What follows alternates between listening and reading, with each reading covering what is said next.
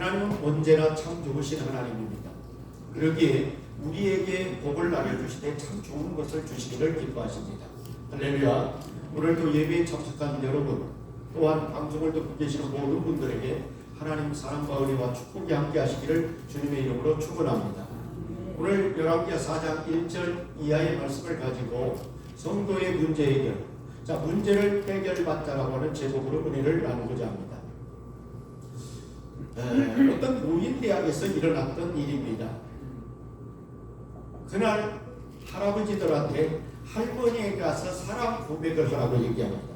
이런 숙제를 주었는데 하필이면 경상도 할아버지께서 평소에 한 번도 사랑한다라고 하는 말을 표현력이 없다 보니까 그런 말을 안 하셨습니다. 그래서 어떻게 할까 고민하다가 언젠가 한번 강사님이 오셔가지고 삼행시를 지었던 이런 생각이 납니다. 그래서 이걸 가져가서 사랑 고백해야 되겠구나 라고 해서 그 할아버지가 옛날 생각을 했습니다. 사이다. 사랑해 영원히 당신만을. 이 세상 다 하도록 사랑해 당신만을. 사이다. 뭐예요? 뭘까? 생각을 해보십시오. 다시 태어나도 영원히 당신만을 사랑. 그래서 그날 밤에 할머니하고 저녁을 잘 잡수고, 할멈 오늘 나하고 게임 한번 해볼까? 뚱따지 같은 무슨 소리예요? 그런데 그래서 삼행시로 해볼게. 당신이 먼저 띄워줘. 오늘 띄워줘. 그런데 오늘 밤에는 사이다로 할게. 사이다. 그래서 그러니까 할아버지가 사랑해 당신만을 영원히 사랑해. 픽 웃었어요. 할머니가. 그러니까 할아버지가 되게 기분 나쁜 거예요.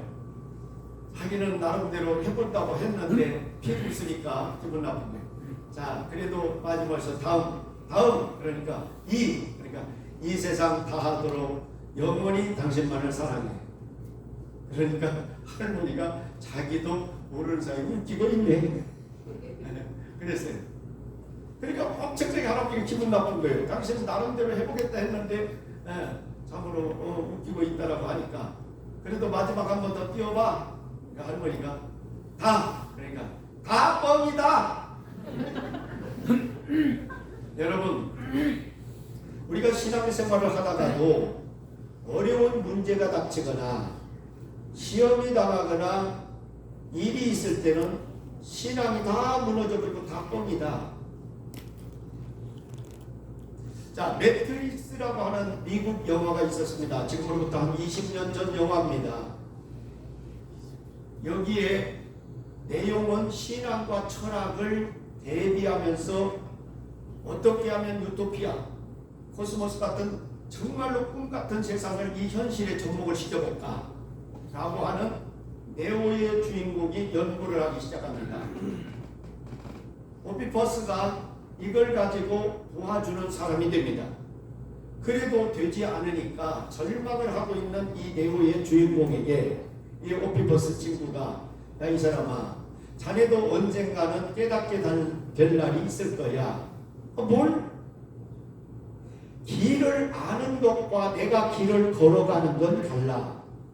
이런 것을 알 수 있을 거야. 즉 유토피아 세상을 이 세상의 접목에서 현실화시킨다. 꿈 같은 얘기야. 다르다 얘기예요. 사랑하는 성도 여러분, 이것을 우리가 우리 신앙에 한번 적용을 해봅시다. 믿음을 아는 것과 믿음의 길을 갖고 산다라고 하는 것 다릅니다. 기도를 아는 것과 기도를 하면서 산다라고 하는 것 다릅니다. 말씀을 아는 것과 말씀대로 내가 산다라고 하는 것 다릅니다. 찬양을 내가 알고 있는 것과 찬양을 하며 사는 것하고 다릅니다. 사랑을 내가 알고 있는 것과 내가 정말로 사랑을 하며 사는 것 다릅니다.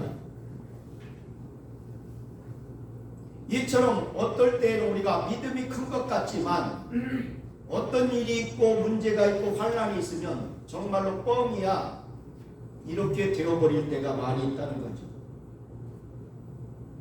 우리는 문제없이 인생을 살아가기를 원합니다. 그렇지만 생각지도 않는, 생각과 상관없이 어떤 사람이든 문제가 크게 오든 작게 오든 다 있기 마련입니다.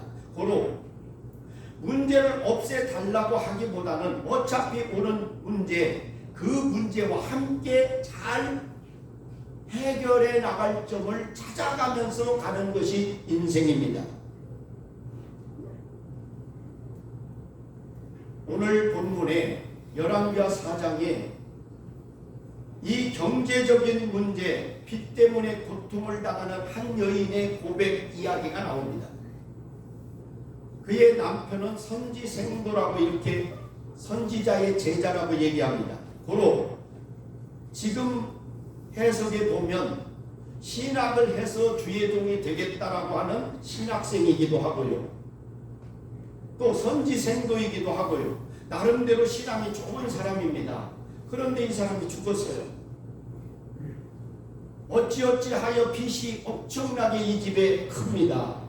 빚덩어리에 있으니 이 제주들이 와가지고 당신네 두 아들을 데려가겠다 얘기해요. 내 집에 가서 종을 삼든지 팔아서 내 빚을 갚든지 하겠다는 얘기입니다. 이 한 가정에 한 남자가 죽게 되니 남긴 것은 가난이었고, 또 여기 속에는 빚쟁이들이 와서 재촉을 하며 두 아들을 종으로 팔아가겠다, 데려가겠다라고 할 때에 이 아내의 입장은 얼마나 기가 막힐까요? 남편이 고생하면서 공부하다가 어쩐 일인지 일찍 먼저 세상을 떠나간 이 모습도 서러워 죽었는데, 이제 아들마저 종으로 삼겠다고 내놓으라 하니 얼마나 기가 막힌 사연입니까? 그래서 죽은 남편인 스승인 엘리사를 찾아가서 하소연을 하는 내용입니다. 사랑하는 성도 여러분, 빚을 지고 사는 생활이 참으로 비참합니다. 괴로운 생활입니다. 빚을 감당할 수 없어서 스스로 목숨을 저버리는다 했던 그런 뉴스를 볼 때마다 많이 막다른 골목, 과도한 부채, 심각한 생활고에 비관하는 사람들이 의외로 이 세상에 많이 있습니다. 심각한 문제는 빈곤의 문제만이 아니라 이 빈곤이 대물림당해서 아들까지 자식들까지 나간다는 것이 더 기가 막힌 사연입니다. 그래서 그런지 신약 성경에 보니까 믿음에 관한 성경 구절이 215번 기록이 되어 있고, 구원에 관한 구절이 218번이 기록이 되어 있는데, 물질에 관한 얘기는 284번이나 기록이 되어 있습니다. 이마만큼의 왜 성경에서도 경제에 대한 얘기를 많이 했을까? 이 경제생활과 우리의 신앙생활, 영성생활, 우리들의 믿음의 삶이 밀접한 연관이 있기 때문이다 라고 하는 얘기입니다. 가난에 시달리고 빚으로 말미암아 고통을 겪는 사람은 하나님보다 돈이 우선인 경우가 생겨납니다. 그 얼굴에는 수심이 가득합니다. 염정과 근심이 매여 있어요. 빛이 쪄달려 있으면 마음에 평화가 없습니다. 매사에 예민해집니다. 자기 연민에 빠져서 괜한 분노를 드러냅니다. 나 자신에게 경제 문제가 있다는 것과 내가 하나님하고 예배하고 산다는 것이 뭐 그렇게 상관이 없는 일 아니겠느냐? 그렇지 않습니다. 정말로 내가 빚을 지고 살아갈 때에 내가 교회하고 식구들하고 무슨 관계가 있느냐? 관계가 있습니다. 이 경제적인 쪼다림과 어려움이 있으면요, 성도들의 교제가 안 됩니다. 은혜 생활도 안 됩니다. 그러다 보니 엄청나게 거리가 멀어질 때가 참으로 많이 있습니다. 그리하므로 사랑하는 성도 여러분, 인생에서 중요한 것은 뭘까? 선택과 결단입니다. 내가 항상 선택한 건 거기와 책임이 따릅니다. 선택했다라고 하는 것, 좋든 말든 선택했다라고 하는 건 항상 그것과의 함께 갈 수밖에 없는 책임이 주어진다라고 하는 겁니다. 그런데 이 여인은 선택과 결단을 어떻게 내렸냐? 빚에 대해서 결정을 내립니다. 선택을 합니다. 이 부채를 해결해야지, 이 부채를 청산해야지 라고 하는 결단을 내립니다. 그렇다면 이 성도의 첫 번째 아내는 가장 먼저 할 일이 이 문제를 대해서 인정을 했다는 거예요. 인정을 했다. 어떤 사람은 빚을 지고도 빚 때문에 그 문제를 심각성을 인정하지 못하는 사람들이 의외로 많습니다.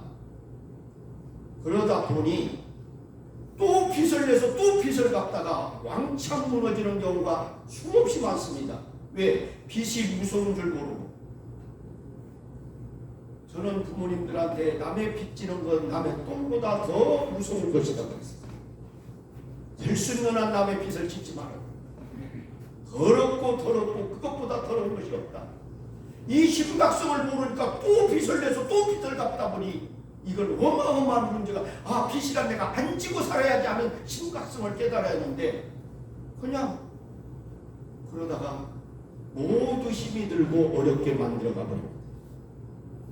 그래서 부정적인 태도를 취하는 경우가 있습니다.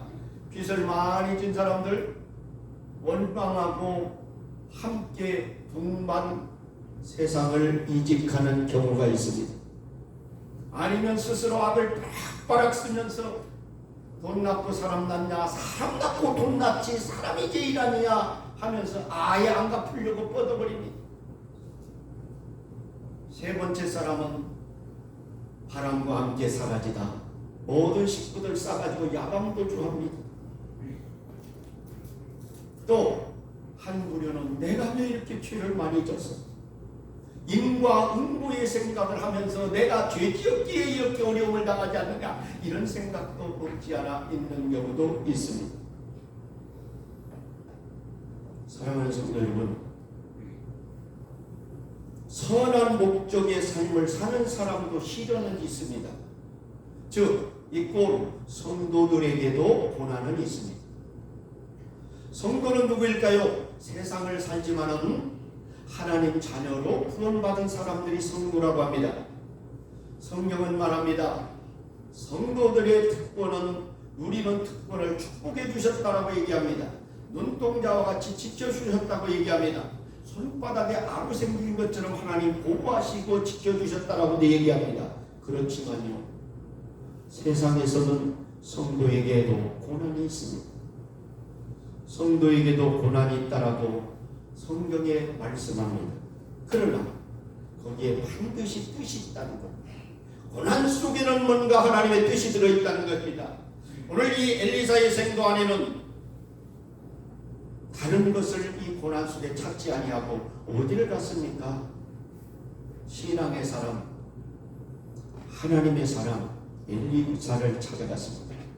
엘리사는 그 당시 신학교의 교장 선생님이요, 오늘날 신학대학교 총장님이십니다.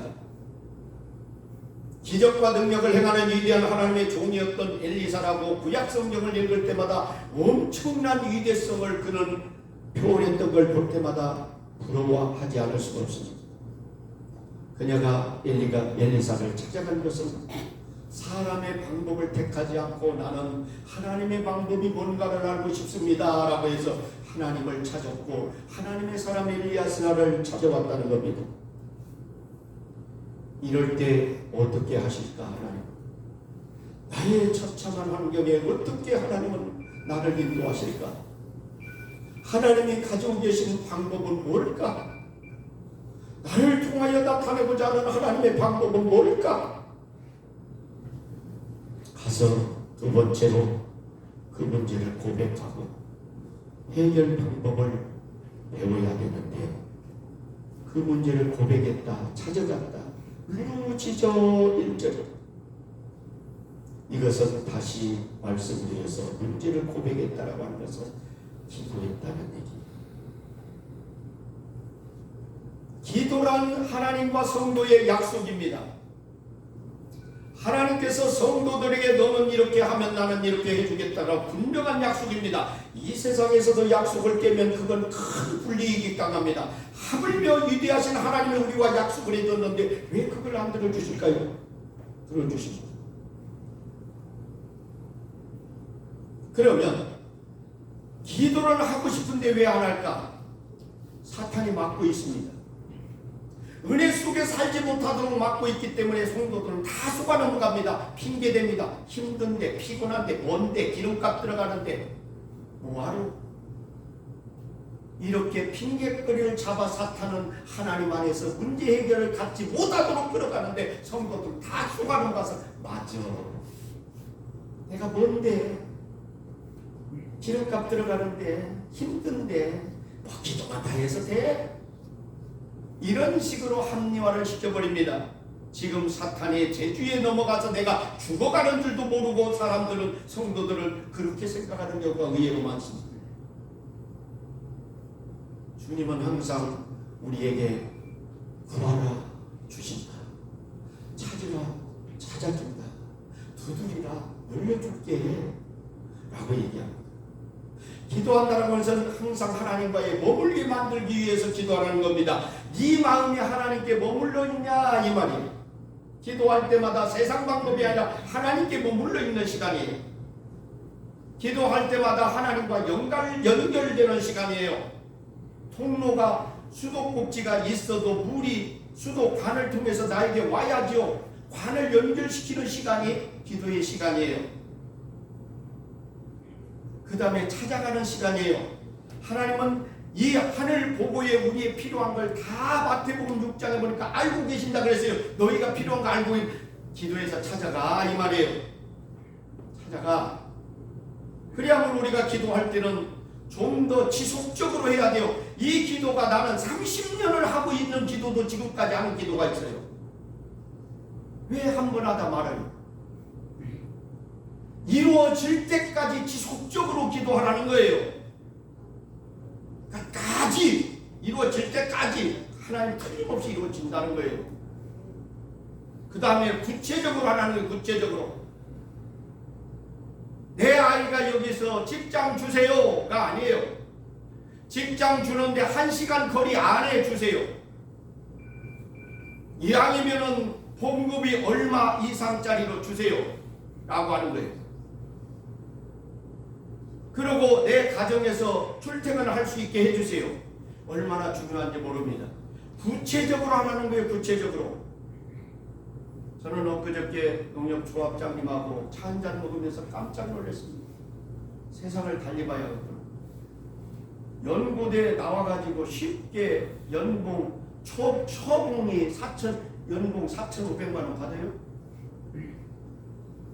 물론 뛰어난 사람 부류는 받습니다. 또 받아요. 기가 막힌 거예요. 농협대학 나와가지고 농협하러 들어가는데 연봉 초봉이 4,500만 원이래요.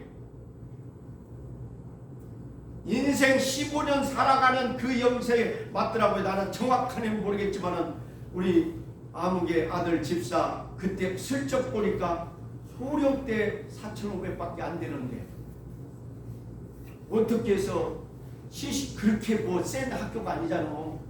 거기 나왔었는데 100% 거의 99% 취직이 된답니다. 와가지고 그렇게 봤는데 깜짝 놀랐어요. 아, 수도 교정을 시켜야겠다. 쓸데없이 연고대 타령할 거 없다. 그놈이나 별거 아니구나. 여러분 4,500만 원이 쉽습니까? 쉬운 건 아니에요. 그런데 대학 이제 나와가고 전에는 초급대학이었어 거기가. 그러니까 농협대학이나 철도대학이나 경찰대학은 더 잘해야 되지만 그런 전문대학 과정을 가는 것이 의외로 크게 잘 될 사람 아니면 평범하면서도 떵떵거리고 사더라 얘기예요. 네, 떵떵거리고 살아. 그냥 뭐 많이 차리대고 해봤던데 거기서 거기. 그리고 올해도 못 가. 인류 기업 갔다 할지라도 한 3년 만에 다 나온다고 하잖아요. 40몇 프로가 다시 그 SK나 삼성이나 현대 들어갔다가 3년 만에 40%가 다시 다 나온다고. 견딜 수가 없다고. 공급을 좀 더 준 대신 아주 정말로 엄청나게 어렵다고. 자, 이처럼 어떤 것이라도 하나님께 보고를 많이 주었는데 찾아가라. 기도해서 찾아가라. 그래서 제가 기도를 말씀드렸죠. 내가 지금 급박한 상황이 있었을 때 기도하면 마치 병들어서 치료하는 거랑 똑같은 치료약입니다. 기도가 치료약대 바로 그거 해결해요. 그 다음에 기도하면 미리미리 해놓으면 예방약이 돼요. 예방약. 하루에도 얼마나 그렇습니까? 얼마나 많습니까? 애들 마음대로 가다 친구 하나 잘못 사귀면요, 걔네들 죽느냐 사느냐 되는 적을 왜 맥없이 있다가 강가에 가가지고 그거 강 타다가 왜 죽어? 그거 기도해야 되는 거예요. 좋은 친구들 만나게 해달라고 기도해야 되고, 좋은 선생님 만나게 해달라고 기도해야 되고, 얼마나 중요한데 한 번 삐끗하면 인생이 끝나버리는데. 네. 그래서 그렇게 구체적으로 어떤 일이 벌어지면 바로 기도할 때 치료해야 되고 예방이 돼. 미리미리 기도를 해놓는 거예요. 그러면 그때가 사람은 딱딱딱딱 잘못된 길을 못 가게 만들어주고 잘된 길로 가게 예방. 그 다음에 보약이에요. 보약을 먹으면 어때요? 자꾸 면역력이 강해지잖아요. 기도를 많이 하면 우리의 신앙심이 강해지는 거예요. 지금 면역력이 약한 분들은 자꾸 감기 들고 자꾸 코로나 걸리잖아요. 면역력을 강하게 평소에 했던 분은 상관없어요. 아무렇잖아요. 기도를 해놓으면 우리의 신앙의 면역력을 강하게 해주니까 설령 내 문제가 해결이 안 됐다 할지라도 기다리라 할지라도 내가 믿음의 힘이 담력이 생겨져. 어떤 어려움이 와도 이겨낸단 말이야. 그래서 기도는 치료약, 예방약, 보약 이 세 가지가 다 들어있어요. 그런데 그렇게 하자고도 안 해요. 왜? 아까도 사탄이 못하게 하고 기도를 좋다는 걸 알고는 있어도 해나는 습관이 안 돼 있기 때문에. 습관이 안 돼 있기 때문에. 여러분, 이 여인은 문제를 가지고 괴로워하는 것이 아니라 가지고서 고백을 했어요. 주님도 말씀합니다. 시편 50편 15절 환난 날에 나를 부르라. 내가 너를 건져주겠다. 시편 38편 11절에 나의 사랑하는 친구들이 나의 성취를 멀리하고 지식을 멀리하고 모두도 다 떠나갑니다. 그럼에도 불구하고 나를 괴롭게 하고 근심 걱정 만들지만은 다윗은 말하기를 시편 38편 21절에 여호와여 나를 버리지 마소서. 나를 좀 도와주소서. 요즘에 이제 시장, 시의장, 도의원, 시의원 하는 분들 몇 분이 묘하게 이제 어울려져서 이제 가끔 식사들을 하게 되면 이런저런 일이 있는데 그분들도 그래요. 자꾸 앞에 뛰는 놈은 어쩔 수 없이 점수가 더 간다는 거예요. 네, 자꾸 더 간다는 거예요. 여러분, 하나님 앞에 자꾸 눈 띄면 하나님 뭔가 하나라도 그걸 더 주고 싶지 어쩌다가 한번 그러면 주고 싶은 마음이 덜하지 않을까? 그냥 이치적으로 한번 생각을 해봤습니다. 다윗도 문제가 있을 때 시편 146편 5절 너의 힘 있는 고관 세상 사람만 의지하지 마라. 시편 127편에도 여호와가 세워줘야 돼. 집도 세워줘야 돼. 성도 세워줘야 돼. 네가 아무리 노력해도 하나님이 지켜주지 않아도 보호하지 않으면 허사가 돼. 이렇게 얘기를 했어요. 그렇습니다. 정말 아무리 우리가 수고하고 애썼다 할지라도 하나님이 함께 해주시지 않으면 지켜주시지 않으면 우리의 수고가 헛된 것으로 가버려요. 헛된 것으로 가버려요. 자, 믿음이 없는 사람들은 문제가 있을 때에 헤매다가 잘못된 길로 빠져가버립니다. 그러나 믿음이 있는 사람들의 태도는 문제의 해결의 근원이신 하나님께로 나아갑니다. 이 여인처럼 하나님께로 나갑니다. 그럴 때 하나님 때를 따라 준비하고 계셔요. 주고 싶어요 하나님. 자, 이 여인이 찾아온 하나님의 사람 엘리사 뭐라고 대답합니까? 네 집이 뭐 어디냐? 당신 집에 뭐 어디 있어? 그랬더니 아니 이 여인이 제가 능력이 있었고 뭐하러 왔겠습니까? 아니 왜 그렇게 내 속을 보고 답답하게 해? 내가 해결할 수 있으면 뭐하러 당신을 찾아왔어요? 해결할 점이 없으니까 당신 찾아온 거 아니에요? 이게 뭐예요? 사람의 생각, 인간적인 생각. 엘리사는 물어보기를 이걸 지금 너 못 있지? 당신 있는 게 뭐야? 이 말은 엘리사는 지금 영적인 신앙적으로 이걸 판단해 주려고 하는 건데 이분은 가진 게 이것밖에 없다는 거예요. 기름병 하나밖에 없어요 라고 얘기하는 거예요. 그러나 이 기름이라고 하는 것은 성령이 뭐 성령의 역사, 성령, 기름에는 성령, 성령이 충만한 사람에게는 어떻게 돼요? 특권이 생겨요. 근심하는 자 같으나 항상 기뻐하고 가난한 자 같으나 부유하게 만든다. 모든 것을 가진 자처럼 생각하며 살아간다 그랬어요. 자, 고로 이 기름 하나 영적인 연기, 영적인 안목을 가지고 영적인 기준으로 판단해서 그 근거를 가지고 얘기합니다. 그럴 때 그래? 그러면 그거 가지고 가서 그래 다 빌려와. 자꾸 거기다 부어봐. 이상하게 그릇을 다 갖다 놓고 부어보니까 가득히 차요. 더 이상 없는가? 예, 더 이상 없습니다. 그러면 이거 갖다가 팔아서 가서 빚 다 갚고 나머지 갖고 생활하시오 라고 얘기해. 그때 딱 하나 순종이라는 것이 딱 들어가요. 순종. 순종하라. 이유도 묻지 않았습니다. 이 여인에게 그릇을 빌려오라고 할 때에 엘리사에게 가서 이유도 안 물어요. 빌려오라는 대로 그냥 빌려와요. 참으로 우리가 복음서에 보게 되면 요한복음 2장에 보면 가나 혼인잔치 집에도 이런 사건이 일어나죠. 야, 예수님이 시키는 대로 해. 엄마가 그러잖아. 그걸 갖다가 그냥 물 앞까지 채우니까 변하여 포도주가 되었다. 이렇게 얘기를 하죠. 이 순종이라는 게 참 중요해요. 목사님이 기도하다 보면 어떤 가정이 막 떠오를 때 있어요. 기도하라 할 때는 하면 돼. 안 해. 그러면 엄청난 손해만 봐. 하라고 먼저 경고가 와. 그럼 이 집이 기도하라고 할 때 하면 복이 오는데 안 해. 빠지지 말고 열심히 해줘. 자꾸 인간적인 이 여인처럼 기도가 한 방울 한 명밖에 없는데 내가 뭘 갖고 어떻게 하란 말이에요. 그 생각밖에 안 하는 거예요. 그 넘어 생각, 영적인 신앙적인 관점으로 가지를 않는단 말이에요. 그러니까 기적이 안 일어나요. 네. 제가 늘 얘기하죠. 주님을 위해서 쓰는 건 하나님 다 갚아줘요. 여러분 멀다가 알아요. 뭐니까 한 방울이라는 기름 아까워요. 새벽기도 왔다 갔다 수요 예배 왔다 갔다 기름 아까울 거예요. 돈이 얼마인데 어려워 죽겠는데. 그러나 주님을 위해서 왔다면 하나님은 어떻게라도 가서 넘어져서라도 금반지 주워갖고 기름값 주셔. 주의 백성 주의 종을 대접하는 걸 하나님 다 갚아줘. 왜 이걸 모르냐고요. 없으니까 이 여인처럼 나는 기름 한 명밖에 없는데 어떻게 하란 말이에요. 아이고 엘리사는 이 바보야. 그것 가지고 역사와 기적이 일어나는데 너는 맨날 땅의 생각만 하고 앉았어. 하나님의 생각은 그걸 근거로 해서 역사가 기적이 일어나는데 이 말이에요. 사랑하는 성도 여러분, 문제를 정리하겠습니다.